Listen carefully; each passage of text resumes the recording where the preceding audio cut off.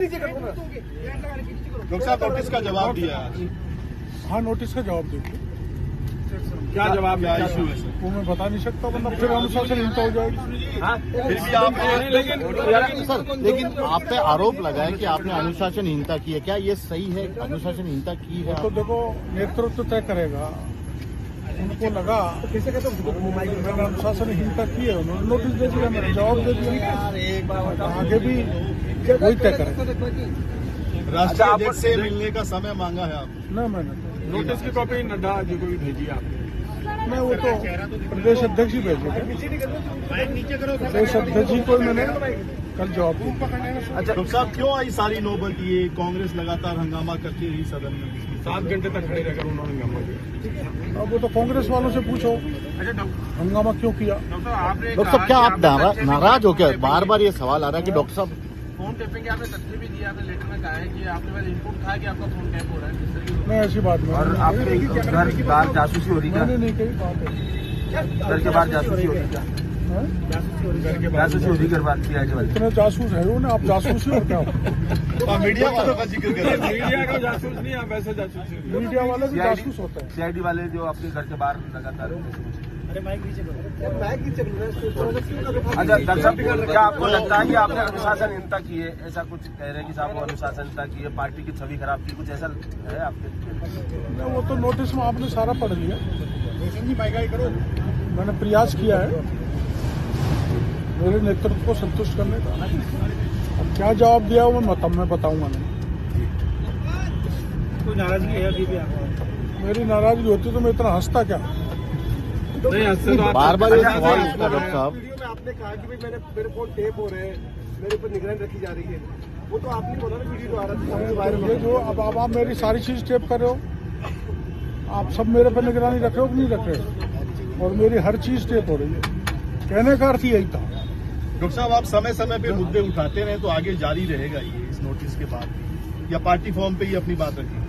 मैं पार्टी देखो पावर में है और सदा आपने देखा होगा पहला हमारे राज्य में पहला धरना हुआ था आरएस की परीक्षा पोस्टपोन जो यूनिवर्सिटी में धरना दिया था। तो हम मंत्री रहने के बाद भी उनके पास मिलने गए थे और मुख्यमंत्री जी को कहा था, वो आंदोलनकारी की बात मानी, परीक्षा पोस्टपोन कर दी। तो जनता से तारतम्य रखते हुए मुद्दों का समय पे सरकार समाधान कर दिया। और आप जानते हो हम तो सत्ता में, तो ऐसी कोई बात ही नहीं आंदोलन करें। आरपीएससी वाले मुद्दे पे कोर्ट ने आरपीएससी को और एसओजी को फटकार लगाई। वो मामला सब जुडिस है तो मैं बोल नहीं सकता, कोर्ट का मामला है। अच्छा अखबारों में पढ़ा है, परीक्षा रद्द होनी चाहिए, ये मांग आप लगातार करते हैं। पर अखबार में मैंने पढ़ा है कि आरपीएससी को डांट पड़ी है, पढ़नी भी चाहिए। और आगे बढ़ के मैं कहूँगा डांट नहीं, आरपीएससी ने जो गलती की है, आप 5-6 साल से देख रहे हैं, तो आप जानते हैं कि उसको भंग तो नहीं कर सकते। एक बार पायलट साहब ने बात उठाई थी उसको भंग किया जाए, लेकिन उसकी रीस्ट्रक्चरिंग हो सकती है। अच्छा, रीस्ट्रक्चरिंग होनी चाहिए। डॉक्टर साहब, आपको नहीं लगता कि पार्टी आपके जवाब से संतुष्ट नहीं होती तो आपके खिलाफ कार्रवाई भी हो सकती है? आपको लगता है? वो तो आप प्रदेश अध्यक्ष जी से पूछें। कल मंत्री जाबर सिंह खर्रा ने भी ये बात कही है। तो उन्होंने सही कही है, अगर संतुष्ट नहीं होगी तो स्वाभाविक है, उसमें कुछ बोल नहीं सकता। मदन जी राठौड़ ही बोल सकते हैं, न मेरे को अधिकार है बोलने का, न खर्रा साहब को अधिकार है, न मुख्यमंत्री जी को है। प्रदेश अध्यक्ष मदन राठौड़ ही उस पर अपनी प्रतिक्रिया देंगे। उन्होंने कह दिया हमारा घर का मामला है,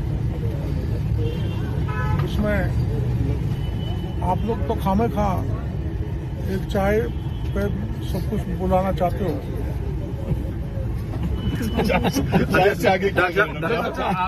बार बार ये बात आ रही है कि डॉक्टर साहब नाराज क्या ऐसे क्यों? अच्छा आप ही बताओ, कभी आपने कोई मेरी नाराजगी सुनी है क्या आपने?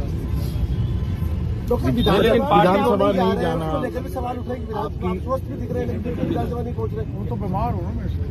अच्छा, तो यहाँ राजवर्धन जी के पिताजी गुजर गए,